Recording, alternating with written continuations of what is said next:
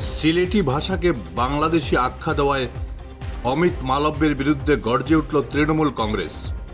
সিলেটি ভাষাকে বাংলাদেশি ভাষা বলায় বিজেপি আইটি সেলের চেয়ারম্যান অমিত মালব্যের বিরুদ্ধে গর্জে উঠল কাছাড় তৃণমূল কংগ্রেস। এদিন শিলচর পার্ক রোডে দলীয় কার্যালয় থেকে প্রতিবাদী মিছিল বের করে রাজপথে অমিত মালব্যের কুশপুতুল পোড়ান তৃণমূল কংগ্রেস কর্মীরা। তৃণমূল জেলা সভাপতি রাজেশ দেবের নেতৃত্বে এদিনের প্রতিবাদ কর্মসূচিতে এলাকা উত্তাল হয়ে ওঠে। Bureau report, Barak vision. বিজেপির আইটিএসএল এর প্রধান অমিত মালব্য তিনি বক্তব্য রেখেছেন যে সিলেটি ভাষা হচ্ছে বাংলাদেশি ভাষা। আজকে একটা সর্বভারতীয় দলের আইটিএসএল এর ইনচার্জ হয়ে উনার ভারতবর্ষের বিভিন্ন জাতিগত নিয়ে কোনো ধরনের কোনো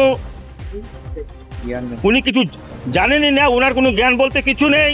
তিনি বলেছেন যে সিলেটি ভাষা হচ্ছে বাঙালি ভাষা এবং বর্তমানে ভারতবর্ষ জুড়ে যেভাবে বাঙালিদের উপরে হেনস্থা চলছে, তৃণমূল কংগ্রেসের পক্ষ থেকে আমরা সেটার প্রতিবাদ জানাই এবং ভারতীয় জনতা পার্টির বরাক উপত্যকার যারা প্রতিনিধিরা, আমি তাদেরকে জিজ্ঞাসা করছি উনাদের জাতিটা কি।